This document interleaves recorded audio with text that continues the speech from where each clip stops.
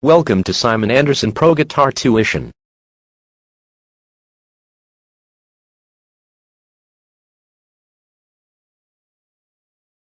And the way it read was that Tommy and Chris had just got married. Sorry, girls. We set? Okay.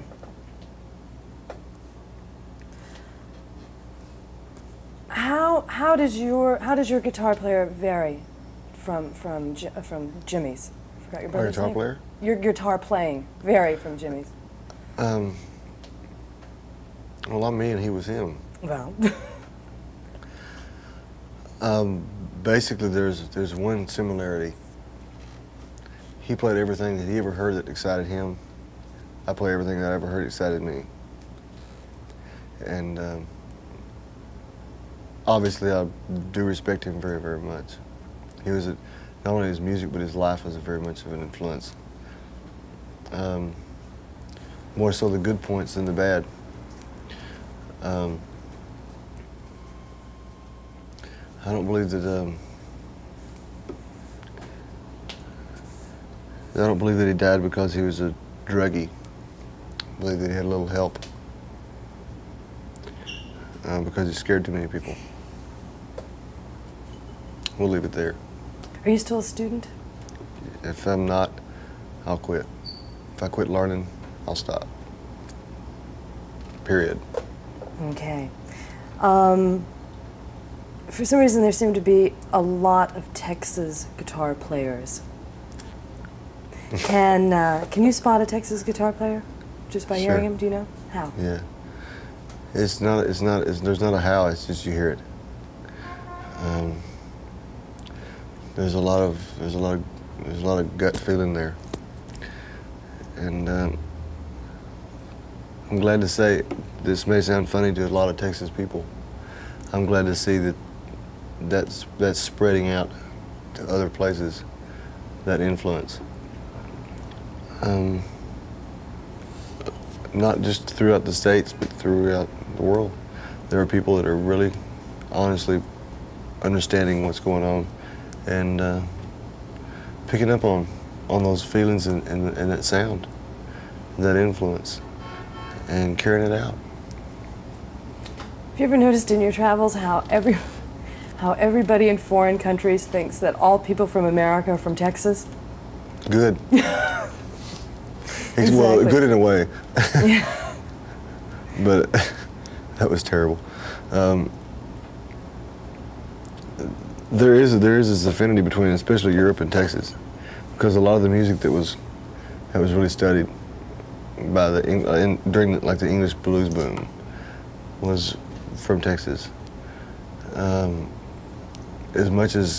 least as much as what went on in Mississippi, around Memphis, around Chicago. There's a lot that went on. A lot of people moved from the South up there to the other places. Texas and Louisiana is where it really started in the first place. Everybody moved up because there was more chance to make a living of any kind. You know, Johnny Hooker is not from Detroit. You know, these Muddy Waters was not from Chicago. Those are great places. They're great places to keep this music alive. But they moved there from the South. Let's talk about Lonnie Mack a little bit. Yes, ma'am. Okay. Lonnie Mack. How'd you first meet him? How'd all this come about? Well, actually, the first record I ever bought myself was a 45. The Wham was the A-side by Lonnie Mack. On Fraternity Records, it was out in '63. I was a little guy about this big. I worked on that record, you know. I learned it right. When I first met Lonnie Mack, I was playing at a place called the Roam Inn, which is where I got engaged, got married. Spent half of that part of my life, at least, probably 3/4 of it. Thank God for C-Boy. We played the second chord of the Wham as Lonnie Mack walked in the door. He just stopped and looked at his friend and said, "I didn't know I was playing tonight." It was great. It worked out real well. We got to sit down and talk. Beaver and Wally were there the same night too.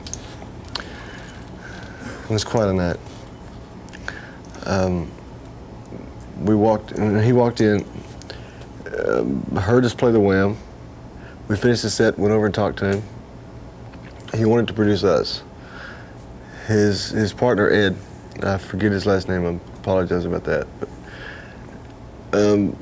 they had wanted to produce us. And this was in '79, I guess.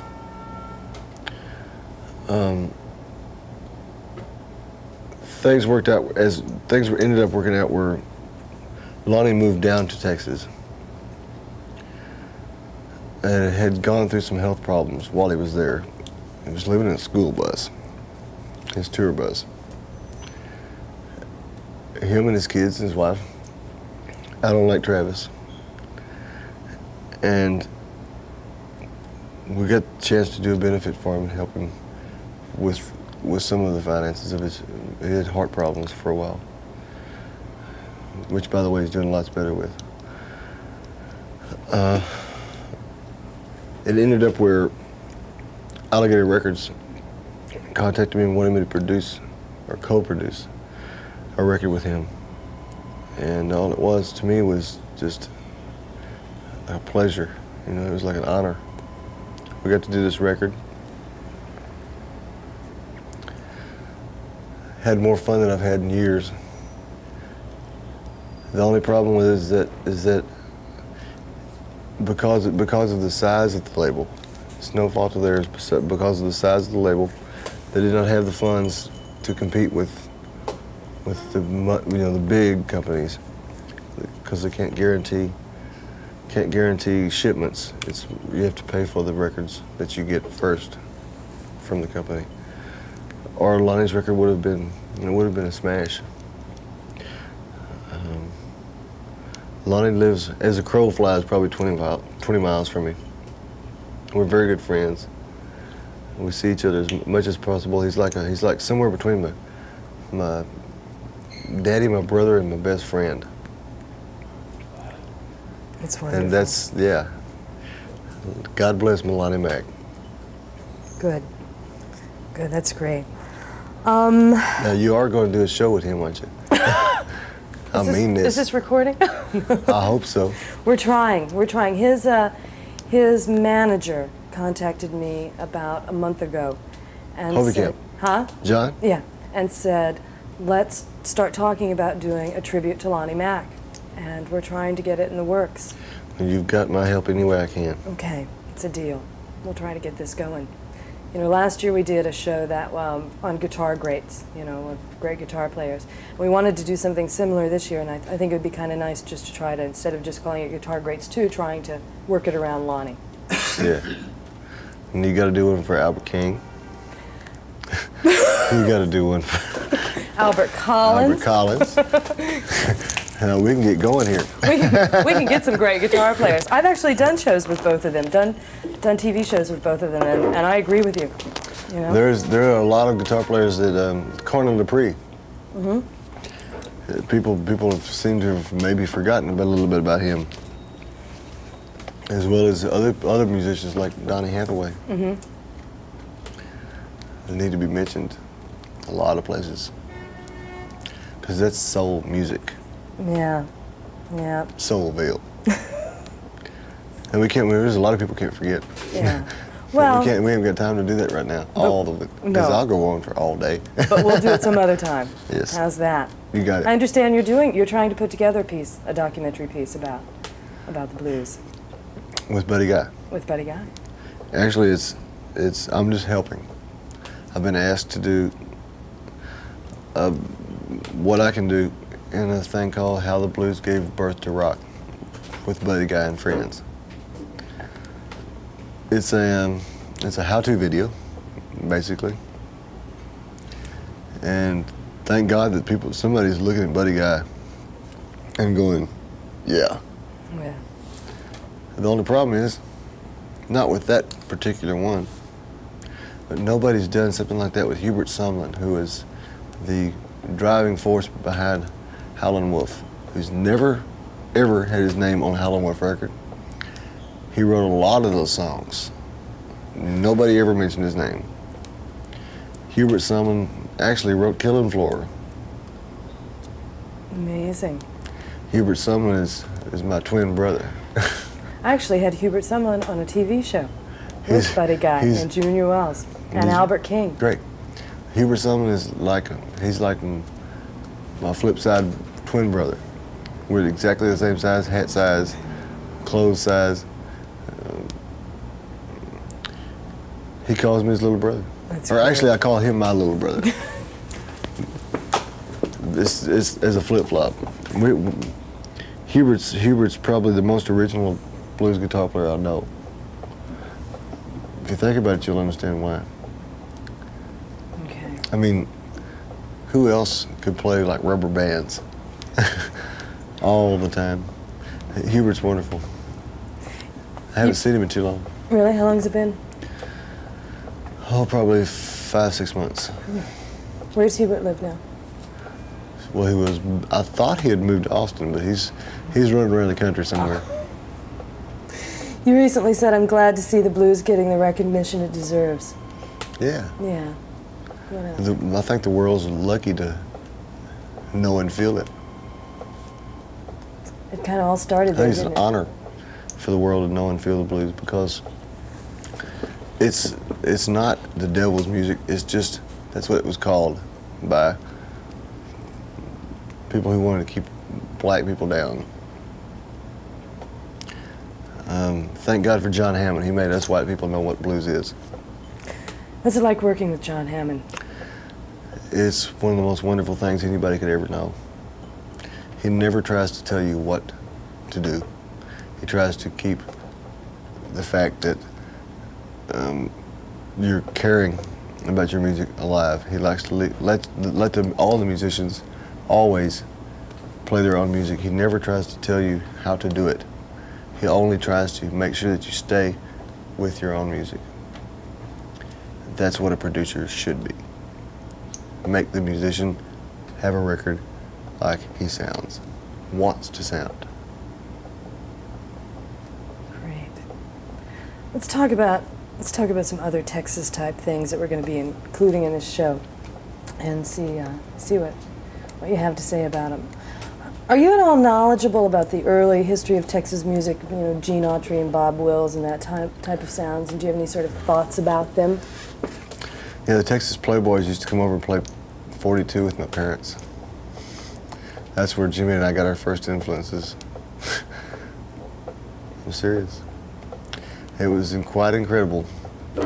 There was some pretty wild 42 parties. I mean, people. There was. I was very young. I remember being asked to come out, my brother and I come out and play for these people. And we were trying to figure something out. We didn't really know what to do yet. We'd come out and do the best we could. But there were, by the way, my mother's a 42 queen. Are you familiar with 42? I play a mean game of 42. You play 84 low boy? Yep. Wow, okay. I play every Christmas when I go home and see my family. All right. That's where a lot of what we do come from. A guy named Robert Louis Stevenson, if you're familiar with him, from Jacksboro Highway. He and Ray Sharp, Razor Blades. A lot of these bands, they were early influences. Robert Louis Stevenson showed me me and Jimmy, as far as I know, showed us our first boom, boom, boom, bop, bop, rock and roll licks. I'll never forget Jimmy sitting down on Robert Louis Stevenson's drums at his house and learning his first drum things. Amazing. You know, it goes way back. I was about 7 or so. 6, 7, maybe 8. The first picture of Jimmy and I playing was in '62, March the 3rd, '62. You got a copy of that I can use on the show? Yes. Okay. How about Buddy Holly? Is he an influence on you at all? Yes. From more of a distance. I mean, just by radio, and Excuse me, I knew I need to stop. Can you say Buddy Holly was? okay. Okay. Run it. Oh.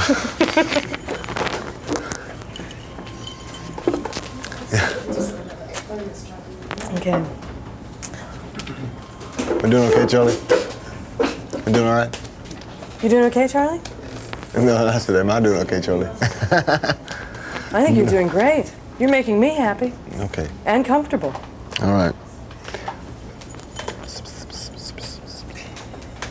Buddy Holly was definitely an influence, but it was more of it from a distance, because when I first heard him, I'd never been to Lubbock. I've never been around there.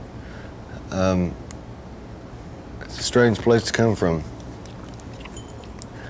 but it seems to work for him. Joey Lee,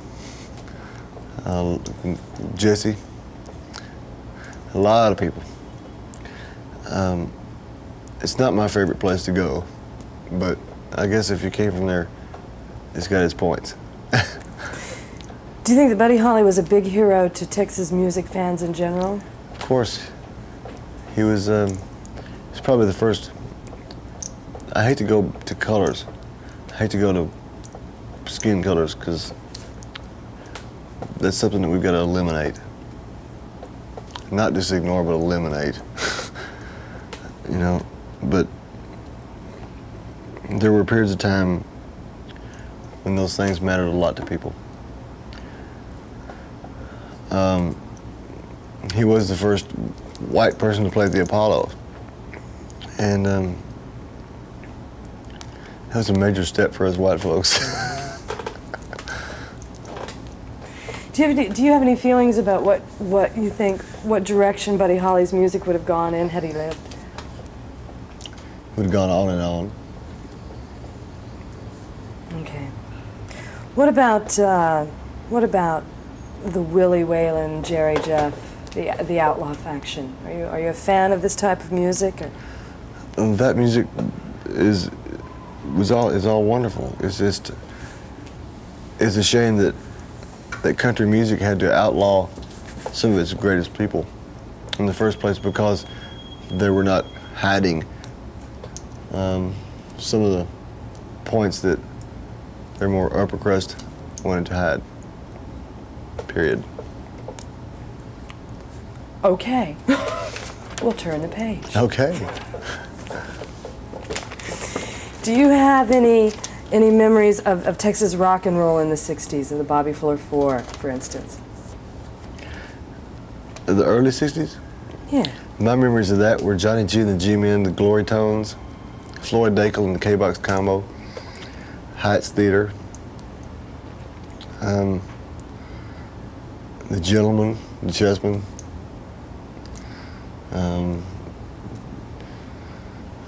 let's see, Sammy Laurie, the Penetrations. We can go on and on. There were some incredible bands. And that was, that's the way I remember that part of it. Okay. And that was around 63, 64s. Have you ever run into or had any association with Doug Somm? Of course. He's a walking dictionary. A walking music library, I should say. He's a good friend. Yeah. Do you have any idea where he is today? No one can find him. I have no idea. I think he's probably somewhere in Europe.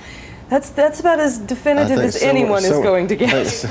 Well, I think Okay. he's trying to stay that way. Yeah, I guess so, because no one knows where he is that I can find. I can find him. If you enjoyed the video, please like and subscribe.